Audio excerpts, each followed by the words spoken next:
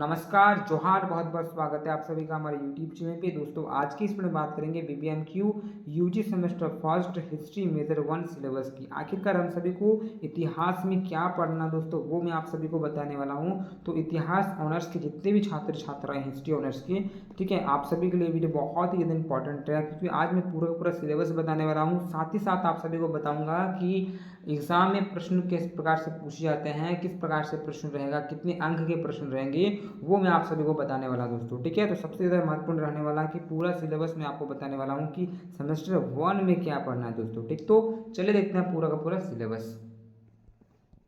तो दोस्तों अब हम लोग बात करेंगे हिस्ट्री मेजर 1 का सिलेबस। दोस्तों पूरा का पूरा सिलेबस आपको कुछ इकाई में यानी कि कुछ यूनिट में बांटा गया है। इस प्रकार से 1 2 3 4 इकाई हैं। अब मैं आपको बताने वाला हूँ कि चारों इकाइयों में क्या क्या पढ़ना है दोस्तों। ठीक है, चलिए बहुत ही आसान और सरल शब्दों में हम लोग पूरा का पूरा सिलेबस को समझेंगे।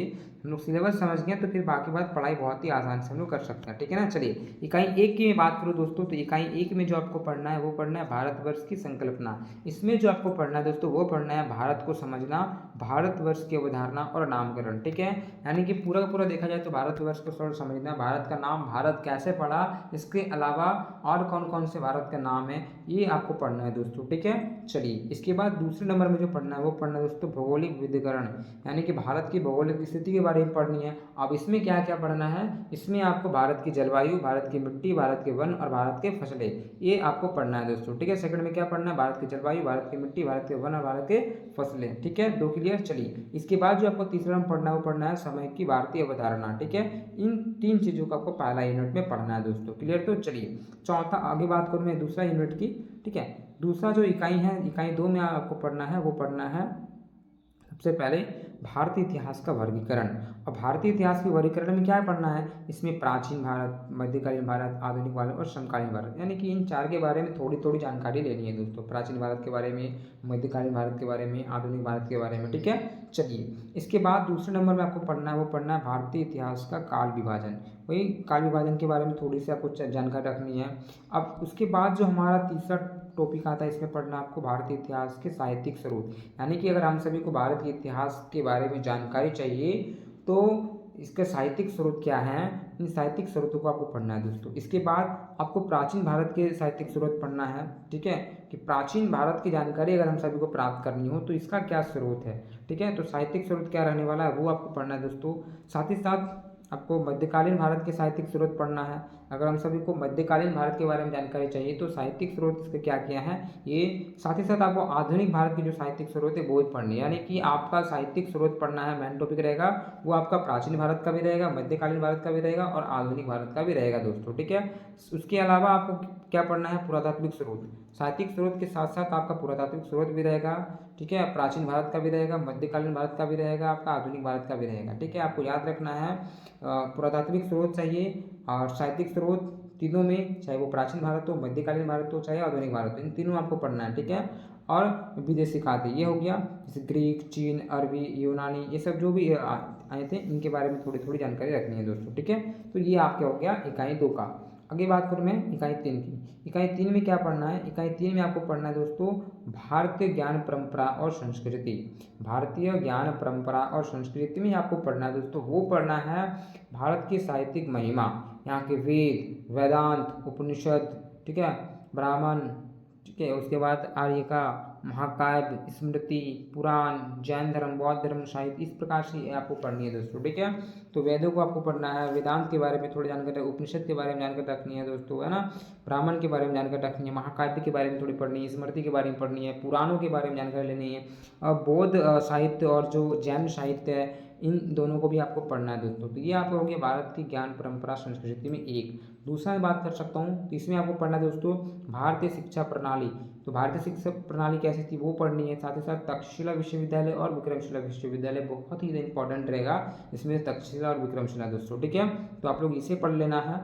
आगे मैं बात करूँ तीसरा जो आप सभी को पढ़ना है वो पढ़ना है भारत और लिपि का विकास। जैसे कि भारत में लिपि की बात करूं तो आपको कौन कौन सा लिपि पढ़ना है, तो ब्राह्मणी लिपि पढ़ना है, खरोष्ठी लिपि पढ़ना है, पाली, प्राकृतिक और संस्कृत, ये आपको पढ़नी है दोस्तों। क्लियर, तो चलिए भारत और लिपि का विकास के बारे में थोड़ा पढ़ना। लिपि के विकास के बाद जैसे ब्राह्मणी लिपि हो गया, खरोष्ठी लिपि हो गई, पाली हो गया, प्राकृतिक हो गया, संस्कृत हो गया, इनके बारे में आपको पढ़ना है दोस्तों।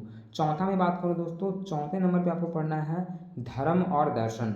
अब धर्म और दर्शन में क्या पढ़ना है आपको, धर्म और दर्शन, ठीक है, जिसमें आपको बौद्ध धर्म, जैन धर्म, सिख धर्म, इस प्रकार से आपको भारतीय धारणाएं पढ़नी है दोस्तों, ठीक है। तो बौद्ध धर्म, जैन धर्म, इसको थोड़ा थोड़ा सबको जानकारी रखना है। तो ये आपका सिलेबस है, ध्यानपूर्वक देखिए कितना बड़ा सिलेबस है, ठीक है। इनको आपको पढ़ना है सेमेस्टर 1 में। चलिए आगे आपको क्या पढ़ना है, उसके बाद आपको वसुधैव कुटुंबकम की अवधारणा और महत्व को पढ़ना है। भारत के लोग, हम लोग क्या कहते हैं, वसुधैव कुटुंबकम कहते हैं ना, ठीक है। तो इसकी अवधारणा और महत्व ये इंपॉर्टेंट है, इसे कर लेना है, ठीक है। ये तो एग्जाम में आ सकता है, क्लियर है। चलिए आगे छठा नंबर आपका क्या रहेगा, छठा नंबर में आपको पढ़ना है दोस्तों प्राचीन भारत में राज्य संरचना। इसमें कुल, परिवार, गांव, जनपद, इसके बारे में जानकारी आपको लेनी है दोस्तों। प्राचीन भारत में जो राज्य का संरचना था वो किस प्रकार से था, कुल हुआ करता था, परिवार हुआ करता था, उससे बड़ा राज्य गांव होता था, गांव के बाद जन होता था, फिर जनपद होता था, फिर महाजनपद होता था। तो इस प्रकार से हुआ करता था, इसके बारे में आपको जानकारी होना आवश्यक है दोस्तों। तो ये भी आपका सिलेबस में ऐड है। चलिए ये तो हो गया हमारा इकाई 3 तक। अब मैं बात करूँगा इकाई 4 का। इकाई 4 में क्या पढ़ना है दोस्तों हम लोगों को, इकाई 4 में जो पढ़ना है दोस्तों वो पढ़ना है प्राचीन भारत में विज्ञान और प्रौद्योगिकी। इसमें विकास और उपलब्धियाँ, क्या विकास और क्या उपलब्धियाँ प्राप्त किए प्राचीन भारत में विज्ञान और प्रौद्योगिकी ने, इसको पढ़ना है। खगोल विज्ञान के बारे में पढ़ना है आप लोगों को। भारतीय अंक प्रणाली पढ़ना है, ठीक है। साथ ही गणित और चिकित्सा विज्ञान के बारे में पढ़ना है। फिर आयुर्वेद, ठीक है, आयुर्वेद के बारे में, योग के बारे में, प्राकृतिक चिकित्सा के बारे में, ये आपको जानकारी रखनी है दोस्तों, जो कि भारतीय रहे हैं, ठीक है। भारत में जो आयुर्वेद रहे हैं, योग रहे हैं, प्राकृतिक चिकित्सा रहे हैं, ठीक है। अंक के बारे में बात कर सकता हूँ, गणित के बारे में बात कर सकता हूँ, सभी भारत से गए हैं बाहर, ठीक है। भारत में पहले था ये सब सारा कुछ, भारत बहुत डेवलप था, ठीक है। तो चलिए ये हो गया। आगे बात करता हूँ तो दूसरा नंबर में आपको पढ़ना है, वो पढ़ना है भारतीय आर्थिक परंपरा की अवधारणा, यहाँ की विशेषता, भारत की भूमि के बारे में, भारत के वन के बारे में, भारत की कृषि के बारे में, भारतीय उद्योग का महत्व, इन सभी के बारे में पढ़ना है। अर्थव्यवस्था के बारे में पढ़ना है। तो ये आपको भारत के बारे में पढ़ना है दोस्तों, क्लियर। चलिए इसके बाद जो पढ़ना है दोस्तों वो पढ़ना है व्यापार और वाणिज्य, ठीक है, अंतर्देशीय व्यापार और वाणिज्य, ठीक है, समुद्री व्यापार। तो इसके बारे में थोड़ा आपको व्यापार के बारे में भी पढ़ लेना है, ठीक है। तो ये आपका पूरा का पूरा सिलेबस हो गया दोस्तों हिस्ट्री मेजर पेपर 1 का। जितने बच्चे सेमेस्टर 1 हिस्ट्री ऑनर्स है जिनका, ये आपका पूरा का पूरा सिलेबस रहता है। आप लोग एक बार वीडियो को रोक के सारा सिलेबस उतार सकते हो, साथ ही साथ वीडियो का ऐसा सिलेबस डाउनलोड कर सकते हो, आप सभी को पता है, ठीक है। साइड में जाके आप लोग कर सकते हो। अगर दिक्कत हो तो डाउनलोड करने में तो आप बता दें, मैं आपको बता दूंगा, ठीक है, किस प्रकार से डाउनलोड करना है। पूरा सिलेबस आपने देखा क्या आपको पढ़ना है सेमेस्टर 1 में, ठीक है। इसी प्रकार से चैनल से जुड़े रहें। अगर आप सभी ने अभी तक चैनल को सब्सक्राइब नहीं किए हैं तो वो कर लें और अपने मित्रों को शेयर कर दें दोस्तों, ताकि उस पर पहुँच जाए कि नहीं ये हमारा सिलेबस है, इतना बड़ा सिलेबस है और ये चीज़ें हम सभी को पढ़नी है दोस्तों, ठीक है। तो वीडियो को पुनः एक बार स्टार्ट करके आप लोग पूरा आराम से धीरे धीरे लिख लीजिए क्या है पूरा सिलेबस, ठीक है। और अगर सिलेबस चाहिए तो आप मुझे बोलिए कि मैं पूरा सिलेबस कैसे डाउनलोड करना वो भी मैं आपको बता दूंगा दोस्तों, और कहाँ से मिलेगा, ठीक है। इसके अलावा आपका जैसे कि अंडरस्टैंडिंग इंडिया हो गया, डिजिटल एजुकेशन हो गया, और सभी का सिलेबस मैं धीरे धीरे करके अपलोड कर दूंगा चैनल पे। सारा सिलेबस आपको मिल जाएगा दोस्तों, ठीक है। अगर और भी किसी का छूट रहा हो, बनाना हो तो कमेंट बॉक्स में कमेंट कर दे, मैं बना दूंगा। साथ ही साथ मुझसे जुड़ने के लिए मुझे इंस्टा पर फॉलो कर सकते हो। इंस्टा ID YT निखिल रवानी है, लिंक डिस्क्रिप्शन में आपको मिल जाएगा दोस्तों। चलिए इसी प्रकार से दोस्तों मिलता है। जय हिंद, जय भारत।